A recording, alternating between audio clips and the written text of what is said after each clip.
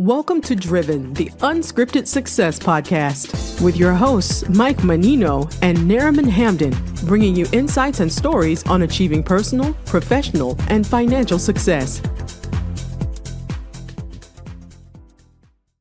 Hey guys, I'm Nariman Hamden, and this is Driven, Unscripted Success podcast. Subscribe to us on YouTube, Spotify, and Apple. We've got an awesome guest on today. We have Armando Ferreira. Armando has been a professional tennis player for over 20 years. He is the founder and CEO of mysportsjobs.org, where he created a platform that connects vetted professionals in meaningful job opportunities at clubs, academies, and sports facilities.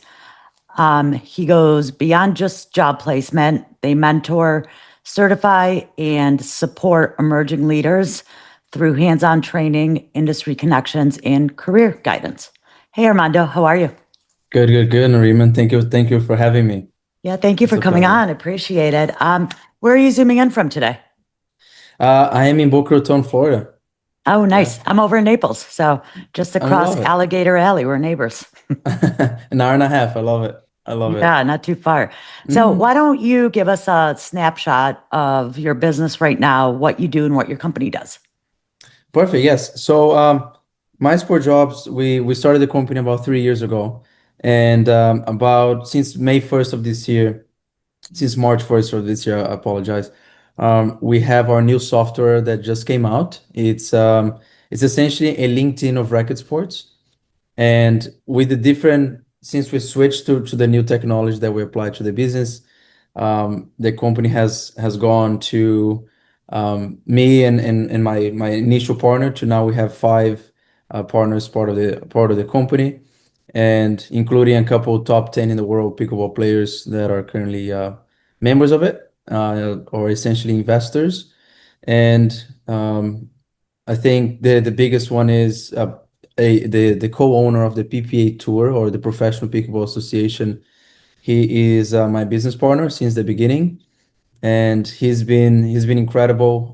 The journey, and just seeing how the databases that we manage working together to power each other up. So usually every time I'm having an interview with a candidate, an employer, or a company, or a brand partner in our case, I like to say that we build a platform. And in Portuguese, where I'm originally from Brazil.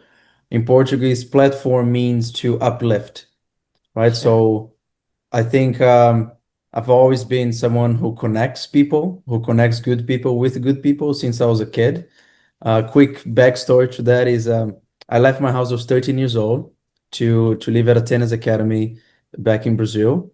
Very far away from where I grew up. I grew up in a very rural area in Brazil, and I moved to São Paulo. 5,000 people to 25 million people type of deal. Wow, that's a drastic change. Yes, yeah, and I'm pretty far from home as well. And since then, I paid for my first year of leaving the academy, and then when I was 14. The owner of the tennis academy came to me and said, Armando, we are gonna be sponsoring you because you don't have to pay anymore. And I said, oh my God, like why? He said, well, every time you go to tournaments, you bring at least 10 kids to the academy. I was like, yeah, I'm just doing my thing. I'm just inviting people over, and I'm selecting good kids and good people to come to us. And he said, yeah, keep doing your thing, and you won't have to pay a dime to practice here anymore. And I said, oh my God, I called my dad. We were super excited. It changed our lives from there. I was able to play more tournaments. I was able to get more sponsors coming out of that. So it was extremely important. So I took that per se gift that I've had, and we built this network where my job as the CEO of the company is to travel to different states of the US, different countries all over the world, to meet country club owners and private facility owners to just essentially connect them. And that's I think I've been a connector since I was a kid. That's fantastic. You're just a natural born recruiter. Yeah, exactly. and salesman. So that's fantastic. And you just do it naturally. It's where it's just part of your personality and just who you are. I You just agree. help people out and connecting them with the right like-minded people. So that's fantastic. So I'm sure there's a lot of competition in your field. What sets you apart and what comes easy to you that others find challenging? Yes, great question. I think we are a national reference and becoming a global reference in pickleball and padel recruiting.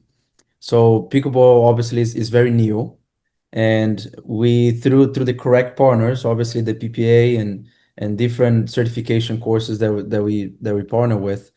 We basically have the top people in the game, the top minds in the game, the people who started within the pickleball sport long time ago, helping us mentor the correct way all of our candidates and coaches and professionals.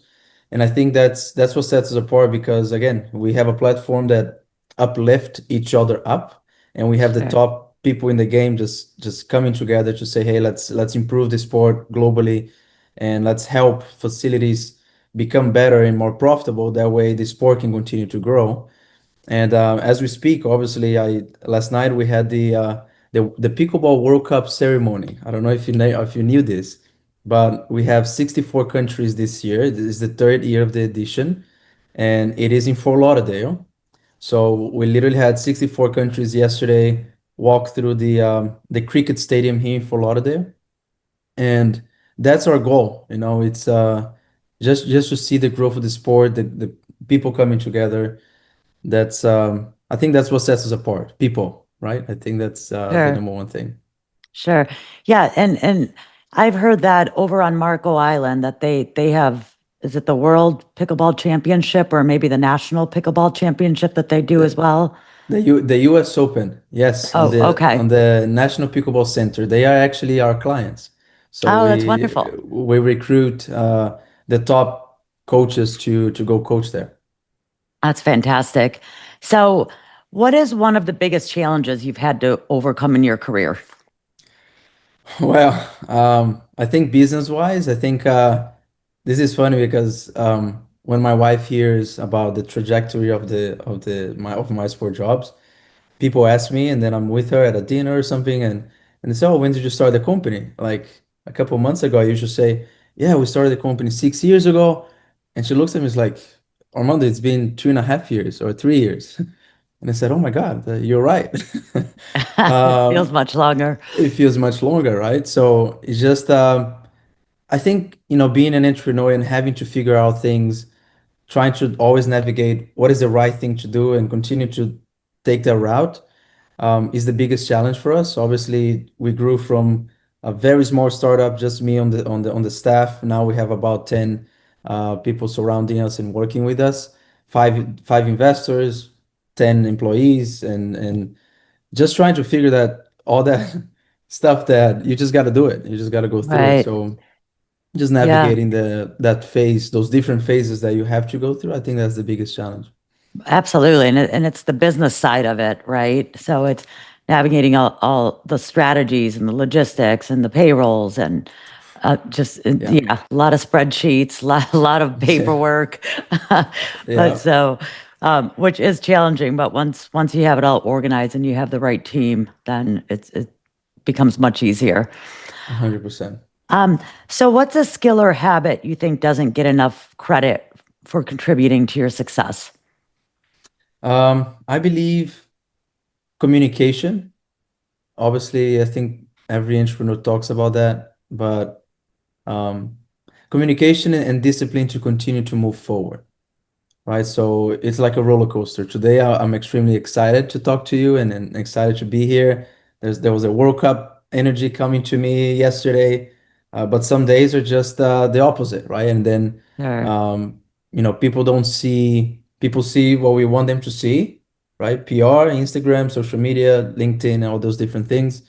Um, but it always comes back to when it is tough and we continue to show up and continue to work on the business and um, go through it when the time is tough. I think that's the determination is very not given the credit that it deserves.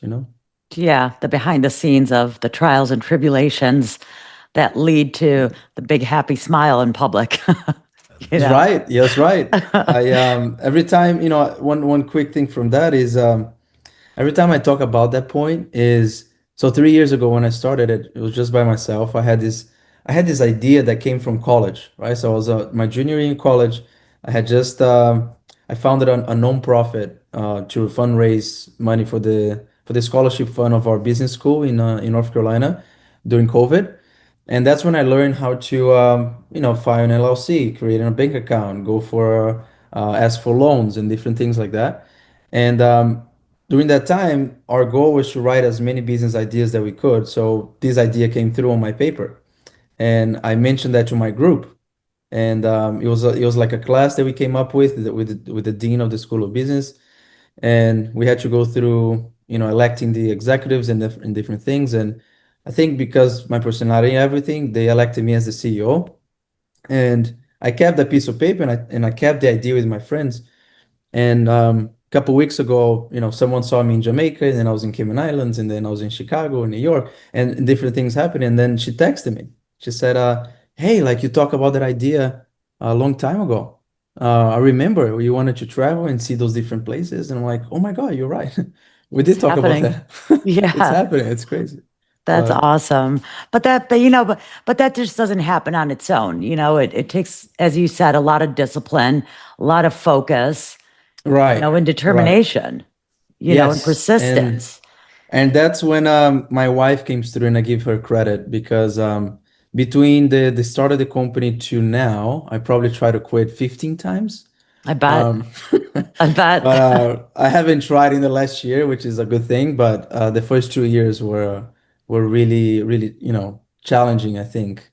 Trying to come Yeah, up and improve the concept, and then try to prove to different clubs and that we are the reference. And now that we have the results and the tracking, I think we're moving very fast and in the right direction as well. absolutely. I mean, and that's typical for any, new business that's, a small mom and dad, pops like shop, for example, which is what you started off. And Hmm. it takes 5 years is the standard of what it's at, Yeah. what they say out there. So the first 2 years are just, the most challenging. Like you just want to throw the towel in, but it becomes like a mental game at that point, of psyching Yeah. yourself out and pushing through. And then when you get to year three, things are finally starting to connect. And then year four and five, it's like you're sailing, you It know? is incredible. It is it So is scarily right. Like it's yeah, it's you hear that as you're starting, like there's no way. There's absolutely no way. But it is true. yeah, After year three, I think you prove that you're resilient enough to be there. And people have no, they have to start accepting that yes, this is the future, and we gotta understand what these people do. And sure. um and I think we have reached that point. Yeah, that's fantastic. So leading a team has its challenges. What's your leadership style? And can you give us an example of how it helped you through a tough spot? Yes, so I always dedicate, when I say I don't think I ever say I started it. I say we started it because throughout the journey you have people, and again, we are a people business. And I'm a true believer that good people, when uplifted with the correct good people, good things happen. So famous law, the law of success, Napoleon Hill type of stuff, Mm-hmm. mastermind. True believer on that. So my leadership is it's obviously is ongoing, right? It's I'm always learning, I'm always reading about it and trying to share with you guys a little challenge. I coming from the way I'm a doer, right? So I'm a doer, I'm a idea person, but I'm not very communicative when it comes to the when communicating with the toughest things that has to be communicated. And I think the last year I had to go through those different types of tough conversations that I had to learn how to do. And that only strengthened my relationship with my team, right? Sure. So one of my mentees, he started with us 2 years ago. He was one of my first success mentees that I've had.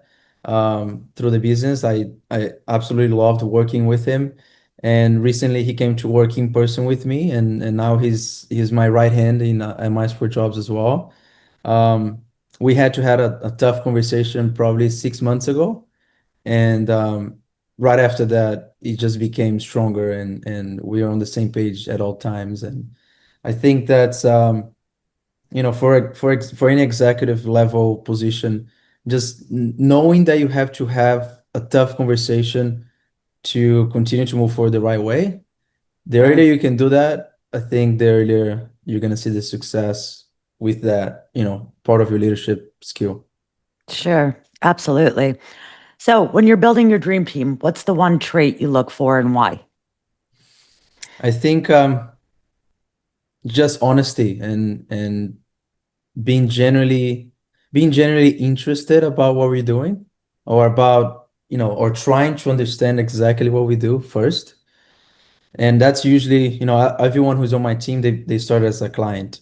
So Sure. they saw the success, and then they say, oh my God, how can I how can I multiply this and help our company achieve more stories like mine? That's usually how it happens, I think. That's great. So, how do you encourage your team to think outside the box and bring new ideas to the table?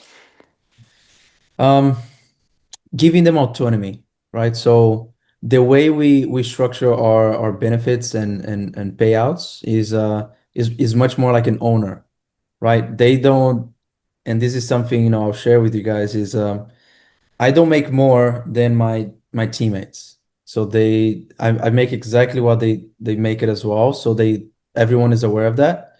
So I want them to feel like they own we call them, we can call ourselves a startup, but we want to be a big company in the future. And whoever is with us at the beginning, they need to feel like they own a piece of it. They own the marketing side, they own whatever sales side that they're doing projects, and they're open to do anything and bring anything that they want to the table, because in the near future I want to bring them on as owners, so actual owners. So it's more about giving that idea that we're building this together, and um, if you want to, you can make it whatever you wanted to make it out of this.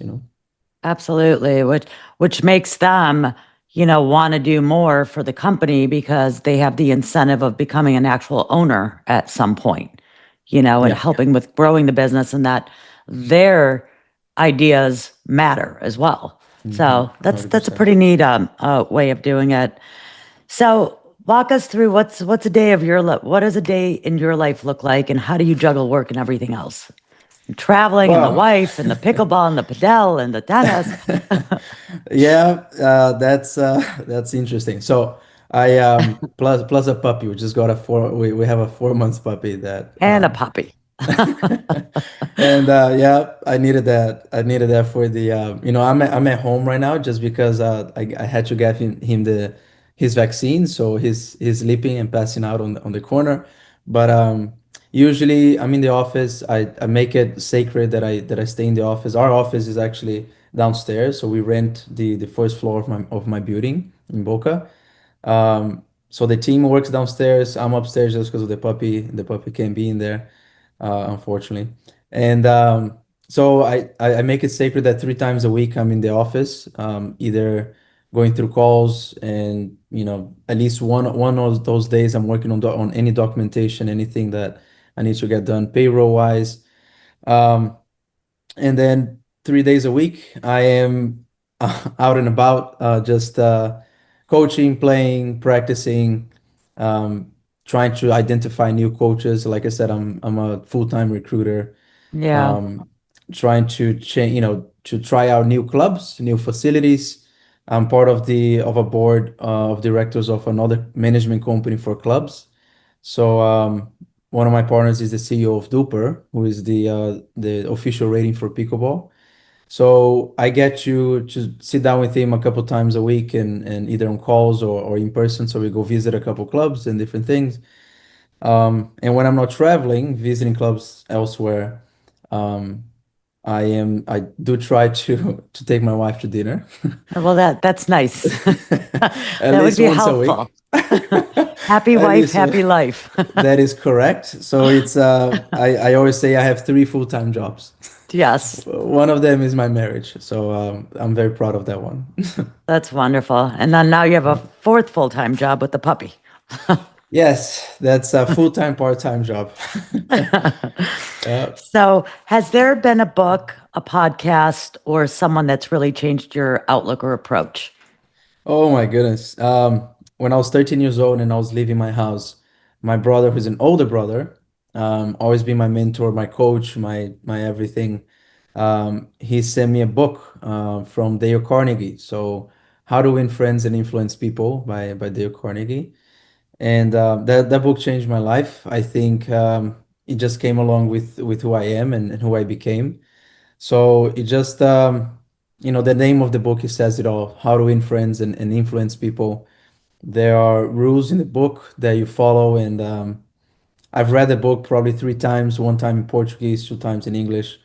Anytime I have a long travel, I listen to it again.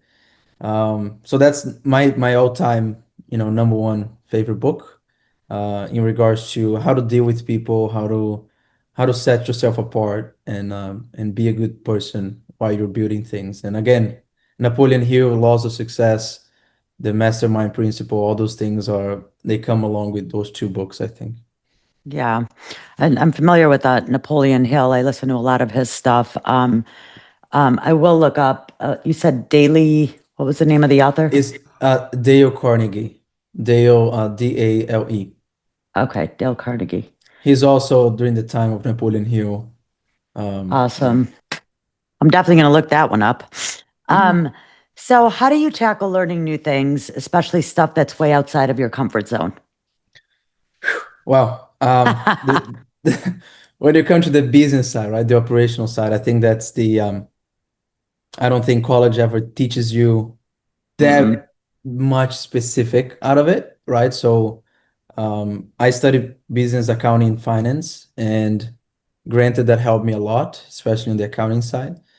But learning to navigate payroll, navigate HR, navigate all those different little things that you have to go through, I just do it. It's a matter of starting it. I Since college, I would just start, right? So if I had an essay that I had to write, I would just literally go on my computer, put the title, make sure that the format is right, and then procrastinate for another 3 hours and then come back and then I'll just get it done, right?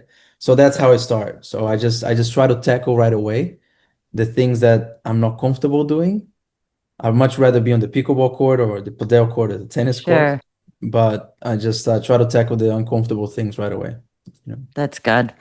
And once you push through and force yourself to knock out that task that is dreadful, rather than keep pushing it off and Yeah, pushing it off and then waiting till last minute and then all of a sudden you've got a million other things going on. I'm the same way. I like to just, if I get a task, I want to just get it done right there and then and move on to the next. Like, as 100%. much as I don't want to do it, I'm like, I just got to get this done and get it out of my way. So I Yeah, completely understand that. It's a way better way to be. It's kind of a little bit OCD, but it works really yeah, well. I agree. I agree. I'm the OCD ADHD type, but yeah. Yeah. Yeah. Same here. Well, it sounds like things are going really well for you and your business. So, as you're looking towards the future, I'm wondering if or how you create passive income or if you have invested in the past. So, like, do you invest in Yeah. stocks, real estate? Yes, yes. So that's actually part of our mentorship. So part of the My Sport Jobs platform, all of our candidates, especially, they have access to our partner, which is I don't know if I can say it out loud, but the business is Morgan Stanley. I think that's Okay. fine to say it. So we do offer the mentorship side and consultations with a team, part of Morgan Stanley, because again, I work with them. I've been a client of Morgan Stanley for a couple of years now. And part of the coaching journey and being a college athlete that you come in and you start playing tennis or whatever other sport is how do I first get a job? And two, what do I do with the money instead of just buying things? Right. So the same journey that I went through as I was studying finance, I started investing. I was 18 years old when I got to the US, and by the time I graduated, I had enough to again build a software like this, and that's where stocks came about. Crypto at the time was just starting, and Sure. kind of starting, and I was just trying it, and I was just trying to learn. Like I said, I'm a doer. It was uncomfortable to buy Bitcoin in 2020, in 2018 or whatever, but I did it just so I could learn how it works, right? So Sure. that's how I approach things. So uh stocks, and then real estate, and then for us, my sport job is important because we are investing to different facilities ourselves.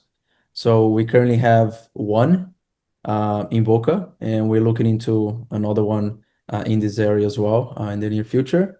So I think that's between stock market and then real estate in regards to what we do, racket sports. Sure. That's what we're looking towards in the next couple months That's and years. fantastic. And it's nice that you got a mentorship going for the upcoming athletes that you're coaching and training, because there are a lot of athletes that come into so much money so quickly and they have no guidance or direction by any Yeah, mentors or anything to teach them that they're going to need to invest, because eventually one day they're not going to be playing that sport professionally 100%. anymore, you know, Yeah. and that it's better to invest in, you know, real estate and some stocks as opposed to 10 cars and some gold chains That's right. That is very that right. will lead you Yeah. to the pawn shop and you're not going to get very much. That's right. Yeah, and Well, that's exactly the process that we go through CPA firms that we have a partnership with, legal immigration that we also work with, and then the investment side. That's part of the mentorship package that we include with their membership. that's fantastic. So, as we're wrapping up the interview, what exciting plans do you have, or exciting plans or initiatives do you have in the works for the next 6 to 12 months? What do you got going on? Well, besides the investment on the new facilities that we're working towards, we have a project going on sustainability in racket sports. That's Mm, something exciting for us just because it's very new. So, pickleball is global, it's a global sport now, and there's a lot of you know I don't even know if there is sustainability practices in place for broken balls or pedals and the different materials that goes into it. So we are partnering with a big company that not a big company. I mean, they just started out of Upcoming. FGCU, Yeah. upcoming, right? Out of FGCU in Fort Myers. Oh, Um, nice. yeah, he's a student. So he's a student. I was connected to him by my best man who played tennis at FGCU, who happens to be my financial advisor at Morgan Stanley. And as I was talking to him about the project, he said, "Oh my God, I have this perfect guy. I have to connect you guys." So we have that initiative working, and we also have the facilities that we're super excited to be working towards. Well, that's really exciting and fun stuff for you. If you continue the way you're going, you're going to be incredibly successful. So there's no doubt in my mind. So if one wants to connect with you or needs your help with anything, with coaching, getting it in the ball game per se, how does one get it? How does one get a hold of you? Yeah, usually. So our assistant, so I have an assistant. His name is Lucas. He works with us through the social media part. So Instagram, they can check out at My Sport Jobs. That's gonna be our Instagram for the company. Just DM us. I'm gonna see it, or someone's gonna tell me that you reached out, or go directly to my Instagram. It's Armando Ferreira Official. They can just reach out that way, and then I'm looking forward to talking to them as well. That's fantastic. Well, thank you so much for coming on. Really enjoyed meeting you and hearing your story. And thanks for tuning in again, guys. And if you want to get a hold of Armando, just go to his website or find him on Instagram. And we'll see you guys next time. Thank you. Thanks for listening to Driven, the Unscripted Success Podcast. Want to share your story? Apply to be a guest at drivensuccesspodcast.com/guest.